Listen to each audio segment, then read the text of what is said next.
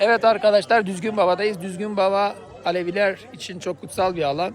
Yani Düzgün Baba'nın sır olduğu yer olarak kabul edilir. O nedenle buraya bütün Aleviler gelir ve burada kurban adaklarını sunarlar. Burada gördüğünüz, arkamda gördüğünüz bu koçbaşı ya da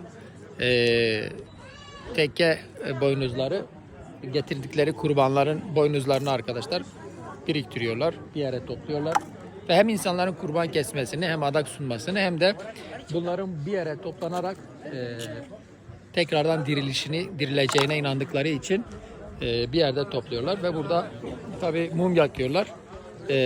Ve bu alanda da yemekleri, getirdikleri, kestikleri kurbanları, adakları sunuyorlar. Bakayım. İnsanlara, ihtiyaç sahiplerine o lokmaları dağıtıyorlar.